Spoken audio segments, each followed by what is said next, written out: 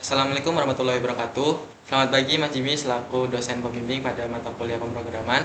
Pada kali ini kami dari kelompok sistem parkir akan mempresentasikan hasil proyek kami untuk kebutuhan nilai UTS.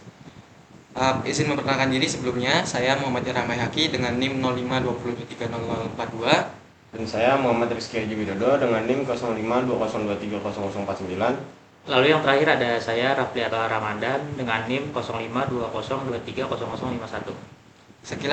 Sekilas tentang proyek kami.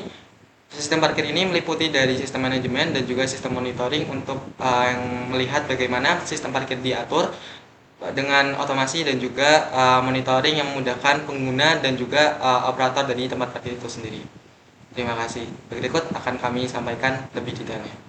Baik, pada halaman login user ini, pertama kita masukkan ID username yaitu operator dengan semua huruf kapital. Kemudian juga kita masukkan password 1234 serta memasukkan posisi kita sebagai operator pintu masuk atau pintu keluar. Dan yang terakhir menekan tombol login yang akan otomatis mengalirkan kita ke laman selanjutnya yaitu laman pintu masuk sesuai dengan posisi yang awal, atau jika kita milih di pintu keluar maka kita akan masuk ke halaman pintu keluar sebagai operator pintu keluar.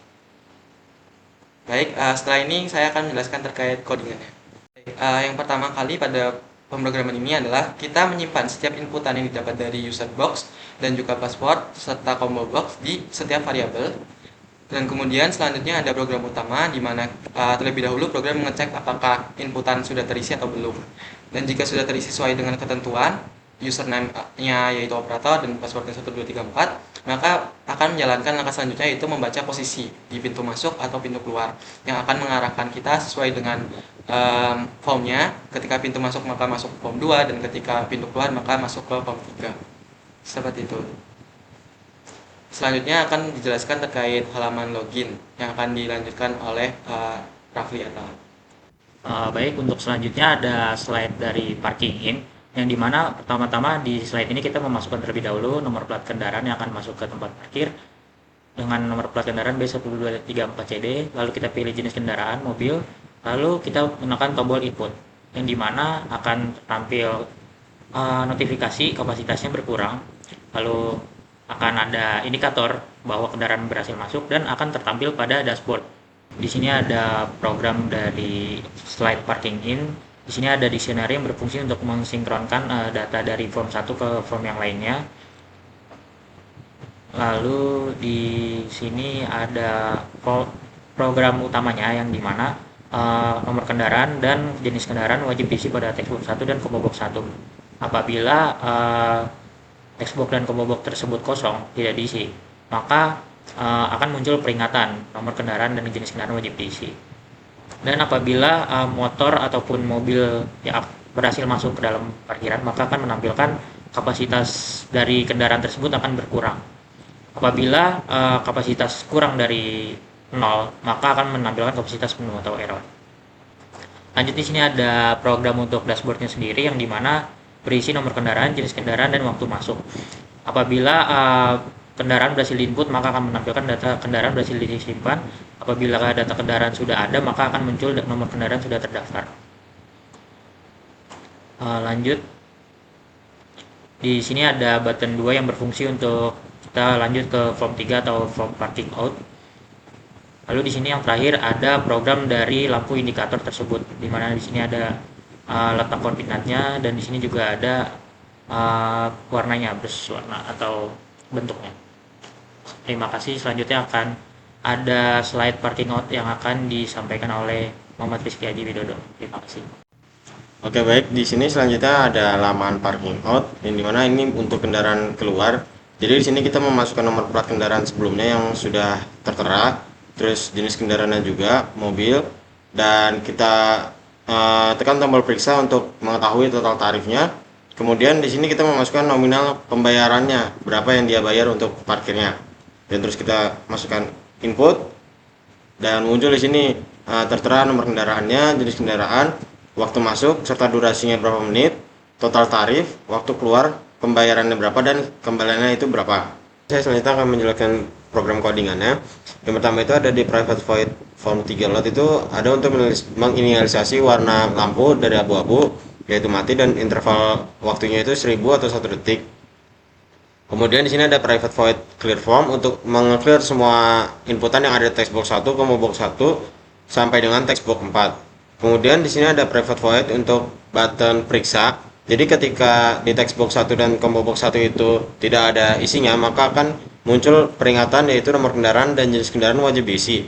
Kemudian textbox 1 nomor kendaraan itu didapatkan dari textbox 1 jika data parkir itu mendapatkan nomor kendaraan serta data waktu masuk, dan jenis kendaraan itu didapat dari combo box 1 teks, terus waktu keluar itu didapat dari waktu sekarang, data waktu sekarang, durasi itu didapat dari waktu keluar dikurangi waktu masuk, dan total jam ini kita skala karena kita ingin mensimulasikannya agar kelihatan.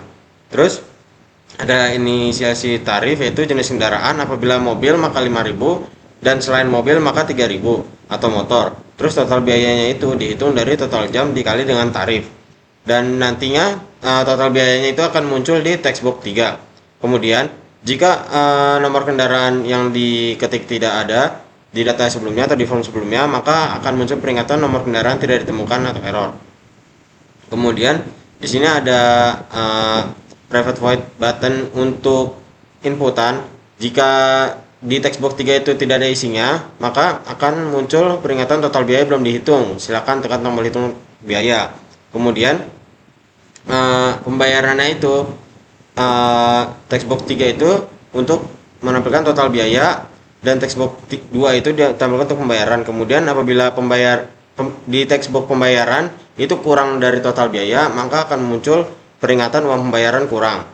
Kemudian di textbox 4 itu untuk menampilkan si kembalian tadi gitu.